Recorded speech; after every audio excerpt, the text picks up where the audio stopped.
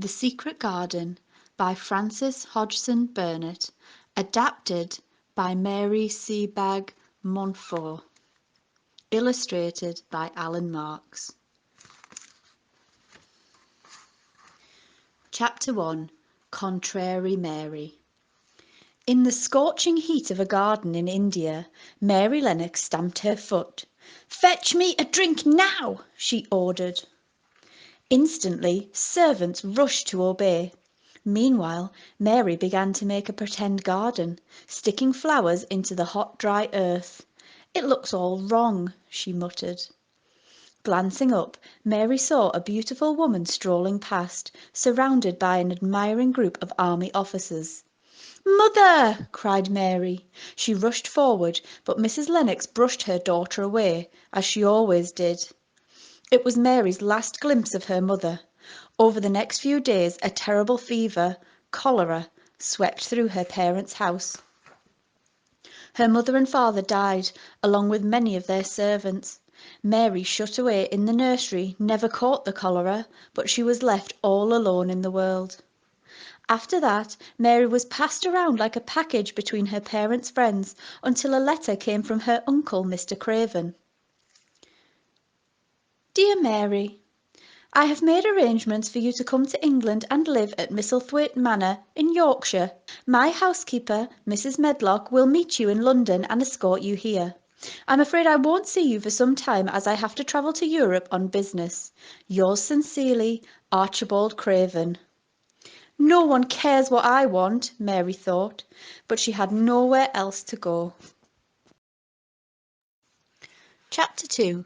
The Strange House. Several weeks later, Mary was sitting in a cold carriage opposite the stern-looking Mrs. Medlock. "What's that whooshing noise?" Mary asked as they drove across the bleak landscape. "It's the wind howling across the moor," Mrs. Medlock replied. "What's a moor?" asked Mary. "Miles of empty land, and the manor is right in the middle of it. I hate it already," thought Mary. "How many servants will I have?" she asked. Mrs. Medlock looked shocked. "I don't know how it was in India," she said, "but here you'll take care of yourself." They arrived late at night. Mrs. Medlock marched Mary across a huge hall, up steep stairs and along twisting corridors. "Your bedroom," she announced, at last flinging the door open. "You must stay here unless you're going outside. On no account must you go poking about the house." As soon as Mary stepped into the room, Mrs. Medlock shut the door and hurried off. Mary looked around. It was not a child's room. Tapestries hung on the walls, and in the middle stood a vast four-poster bed. Outside, the wind howled like a lonely person, as lonely as Mary. Then another noise pierced the wind, a far-off sobbing sound. "That's not the wind," Mary thought. "It's a child crying. Who is that?" She was itching with curiosity, but she didn't dare disobey Mrs. Medlock. Finally, worn out from her journey, she fell asleep. Chapter 3. A Robin and a Key. The next morning, Mrs. Medlock bustled into Mary's room with her breakfast. "Ugh!" exclaimed Mary, looking at the porridge. "What's that? It looks disgusting. I won't eat it." Mrs. Medlock sighed at the pale, skinny child swamped by the big bed. "Just drink your milk then," she said, "and you can go out." "Don't want to," retorted Mary. "Well, if you don't, you'll be stuck in here, and there's nothing to do inside," snapped Mrs. Medlock. Mary took a while to get dressed. She'd always had servants to dress her before, but finally she worked it out, and she was ready. Mrs. Medlock showed her the way to the gardens, and she wandered out, past wintry flower beds and trees clipped into strange shapes. The only person she could see was an old man digging. "Who are you?" demanded Mary. "Ben Weatherstaff," he growled. "What's in there?" Mary asked, pointing to a crumbling, ivy-covered wall behind them. "Ah," said Ben, "that's the secret garden. Mr. Craven shut it up." "Why?" asked Mary. Ben looked sad. It was Mrs. Craven's special garden, and she loved it, but she died, and the master was so unhappy he buried the key and went away. As he spoke, a robin flew up to Ben. His wrinkled face creased into a smile. "There's no door," Ben went on, "but that doesn't stop this one." The robin cocked his head to the side and looked at Mary. Enchanted, she whispered, "Will you be friends with me?" "So," Ben murmured, "you can be friendly. You sound just like Dickon talking to his animals." "Who's Dickon?" asked Mary. "He's the brother of a maid here," said Ben. "Dickon can grow flowers out of stones and charm the birds. Even the deer love Dickon. I wish I could meet him." But Ben was growing impatient. "Run along now," he said. "I've got work to do." The robin flew off. Mary followed him. "Please, Robin, show me the way to the garden," she begged. The robin chirruped and hopped up and down on the ground. "He's telling me something," thought Mary. She scrabbled in the soil and saw, half hidden, a rusty ring. Picking it up, she saw it wasn't a ring at all. It was a key. "It's the key to the secret garden." Chapter 4. Dickon. Every morning Mary jumped out of bed, ready to search for a way into the garden. "I have a key," she told herself. "I just need to find the door." Mrs. Medlock noticed a change in her. "She looks downright pretty now, with her rosy cheeks," she thought. She was so plain and scrawny at first. One day, as the winter trees were beginning to blossom and the wind came in sweet scented gusts from the moor, the robin fluttered down and hopped along beside Mary. Mary never knew if what happened next was magic. A gust of wind lifted up a patch of ivy to reveal an old wooden door. Mary put her key in the lock, turned it with both hands and pushed. Slowly, the door creaked open.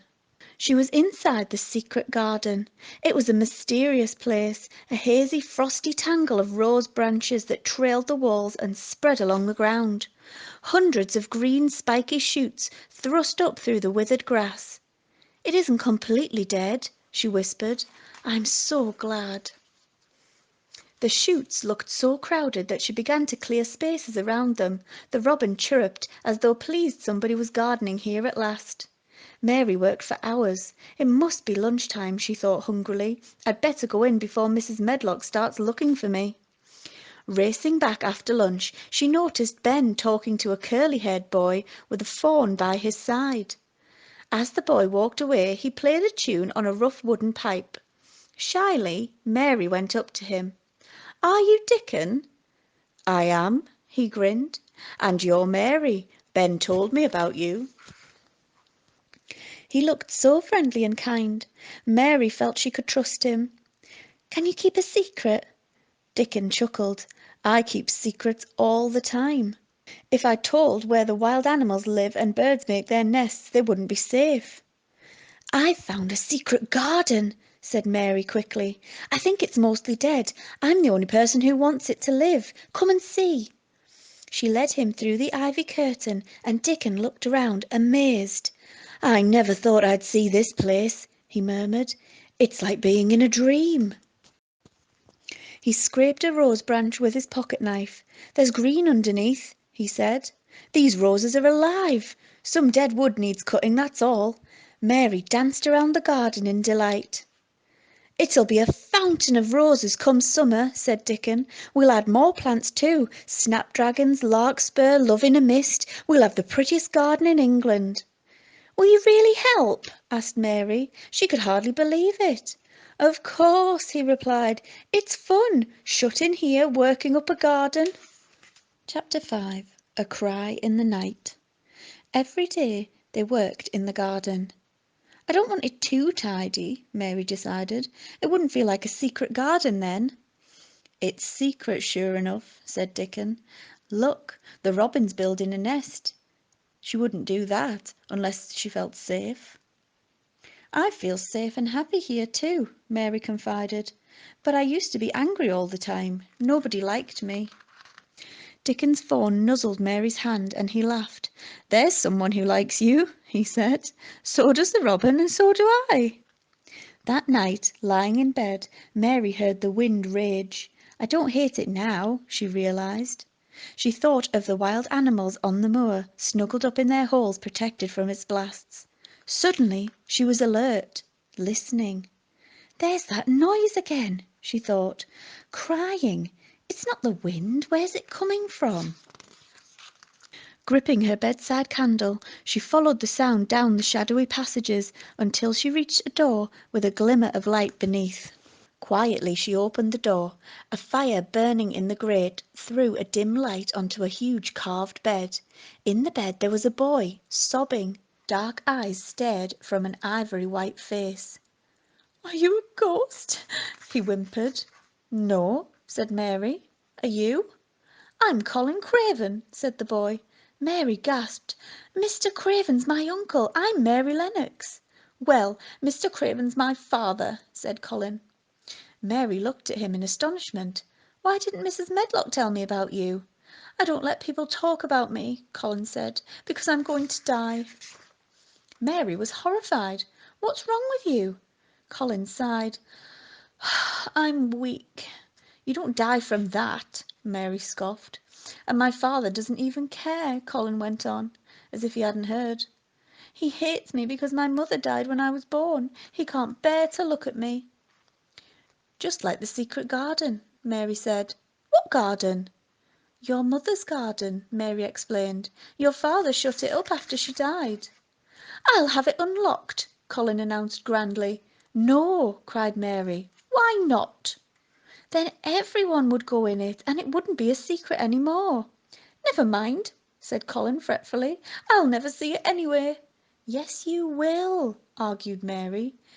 "You go outside, don't you?" "Never," said Colin. "I can't cope with the cold air. Don't forget I'm dying." Mary felt he was rather proud of this, and she didn't like it. "Don't talk about death all the time," she said. "Think of other things." Her voice dropped to a whisper. "Think of the sun and the rain and buds bursting into flower. Think of new green leaves. Think of the secret garden coming alive." Gradually Colin's eyes closed and Mary crept away. Chapter 6. The Magic of the Garden. The next morning Mary had to see if she'd dreamed it all. She burst into Colin's room and pulled back the curtains, flooding the room with sunlight. Colin sat up in bed and smiled. "I've just realised," he said, "we're cousins." They were talking so loudly that they didn't hear Mrs. Medlock come in. "I told you not to go poking around," she shouted at Mary. "Go back to your room at once." "No," Colin ordered. "I like her. I want her to stay with me."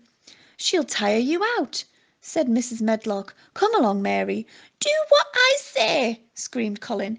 "Leave Mary and get out." "Yes, dear," said Mrs. Medlock, trying to sound soothing. She'd promised Mr. Craven that she'd never upset Colin. Hurriedly she withdrew. "You're horribly bossy," said Mary.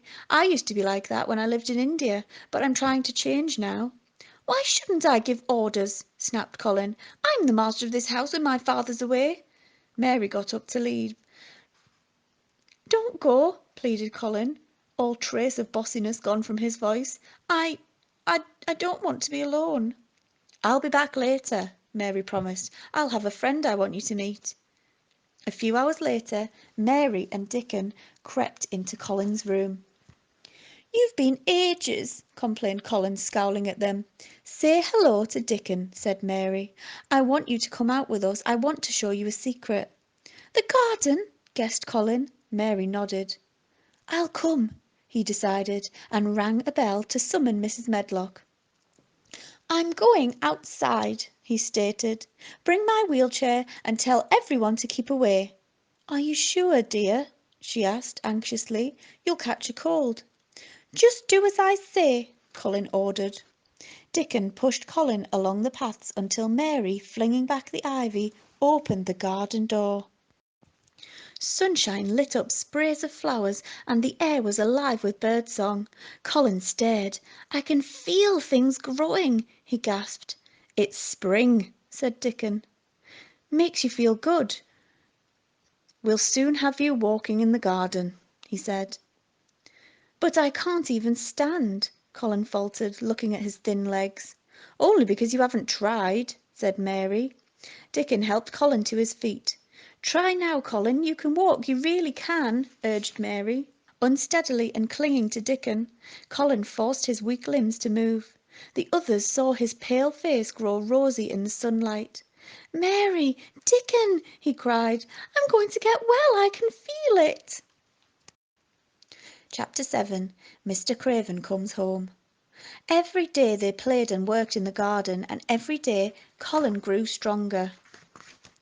By the time spring turned into summer, he was completely well, but the three of them still pretended he was ill. "No one must know," Colin insisted. "I want to surprise my father. If only he'd come home." Colin began to wish. "Come home, come home." One night, Colin's father, far away in Italy, had a strange dream. He heard his dead wife calling his name. "Where are you?" he pleaded. "In the garden," came the reply, like the sound from a golden flute. Mr. Craven woke, determined to return to his manor at once. "Where's Colin?" he demanded, the minute he arrived home. Mrs. Medlock gasped, shocked at his sudden appearance. "He plays in the garden, sir, with Mary and Dickon," she said in a shaky voice. "No one's allowed near them." "In the garden?" thought Mr. Craven. "My dream!" And he hurried down the path. He heard the children laughing in his wife's old garden. "The door's locked and the keys buried," he told himself. "I must still be dreaming." Suddenly the door burst open and Colin and Mary dashed out. "Father, you're here!" cried Colin. Mr. Craven hugged his son tight. "Is it really you? You're well. However did it happen?" "It was the garden," said Colin, "and Mary." "I thought the garden would be dead," murmured his father. "It came alive," said Mary. Mr. Craven smiled. "And so has Colin," he said. "Thank you, Mary."